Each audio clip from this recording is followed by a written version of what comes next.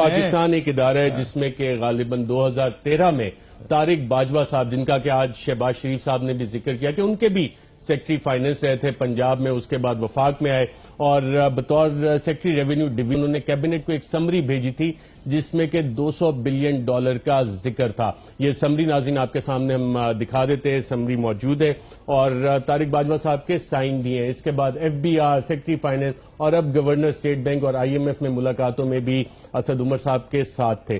اس میں کوئی کنسٹرینٹس ہیں کانسٹیٹیوشنل لیگل کے اسٹیٹ بینک گورنر ٹینیور سے پہلے نہیں ہٹایا جا سکتا؟ ٹینیور اپوائنٹمنٹ ہے، اگر وہ کوئی کرپشن میں ملوث پائے جائیں یا اس قسم کی کوئی چیز ہو تو ان کو ریموو کیا جا سکتا ہے، ورنہ ٹینیور اپوائنٹمنٹ ہے۔ آپ نے کبھی ان سے پوچھا کہ یہ 200 بلین کی آپ نے سمری بھیجی تھی تو بالکل، پہلی میٹنگ میں نے ان سے کام کیوں نہیں کیا؟ انہوں نے پہلی میٹنگ میں ان سے اس کا بات کی تھی اور یہ صرف ان سے نہیں بات کی، یہ ایشو کیبنٹ میں بھی raise, special assistant to the prime minister on accountability نے ہمیں اس کے اوپر بریفنگ دی اور انہوں نے یہ ہمیں بتایا کیبنٹ میٹنگ کے اندر کہ جب انہوں نے انویسٹیگیشن کی اس کی تو یہ $200 بلین کی جو خبر تھی اس کے پیچھے سبسٹنس نہیں نکلا۔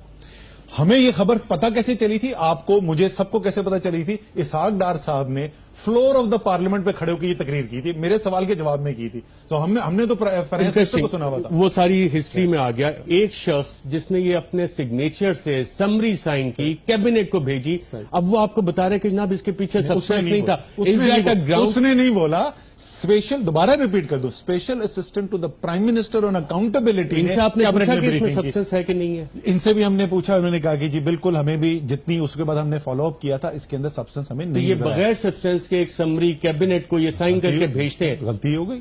سو غلطی جو ہے اس میں دیکھو ارشد، ایک ریگولیٹر کو جس کا کام ہے ایک انڈیپینڈنٹ ادارے کے طور پہ، میں نے آپ کے پروگرام میں بیٹھ کے اسمبلی کے فلور میں کتنی دفعہ کہا ہے کہ ریگولیٹرز جو ہیں، یہ جو ادارے ہیں، ان کو حکومت کو کنٹرول نہیں کرنا چاہیے۔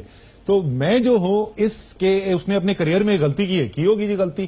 اگر ہمیں یہ ملتا، یہ میں نے پبلکلی کمٹ کیا تھا اور میں نے یہ گورنر صاحب کو بتایا پہلی میٹنگ میں، 2 ٹاک میں نے ان کو بتایا، میں نے کہا جی یہ بیک گراؤنڈ ہے، یہ میں انویسٹیگیٹ کرواؤں گا، اگر یہاں پہ ہمیں کچھ نظر آیا تو پھر مجھے آپ کے ساتھ بات کرنی پڑے گی۔ جب یہ سمری آئی تھی، سوئٹزرلینڈ ٹیم گئی تو بطور سیکٹری ریونیو ڈویژن جن افسران نے وہ معاہدہ کیا تھا جس کے بعد اسحاق ڈار صاحب نے اسے ریورٹ کیا، ان کے خلاف ایکشن انہوں نے لیا تھا اور ان کو کھڈے لائن لگایا تھا، اس کی کیا وجہ تھی؟ یہ تو انٹرپریٹیشن کی بات ہے کہ انہوں نے کھڈے لائن لگایا اس وجہ سے، یہ نہیں، بنیادی جو ایشو تھا کہ کیا واقعی میں وہاں پہ $200 بلین موجود تھے جس کا فالو اپ ہونا چاہیے تھا اور کوتاہی کی گئی، وہ جواب میں نے آپ کو بتا دیا کہ کس نے جواب دیا۔ آپ ان کو بلا کے ان سے ڈائریکٹلی پوچھ لیں کہ شہزاد اکبر صاحب کو کہ انہوں نے یہ کیوں کیا۔ تو میں نے پبلکلی یہ کمٹ کیا تھا، پہلی میٹنگ میں میری گورنر صاحب سے یہ بات، ان باتوں سے کہ $200 بلین کی کہانی جو سیکٹری اس وقت کے ریونیو ڈویژن طارق باجوہ نے سائن کی، اس پہ PTI کی حکومت آنے کے بعد right turn plus right turn ہو چکا ہے؟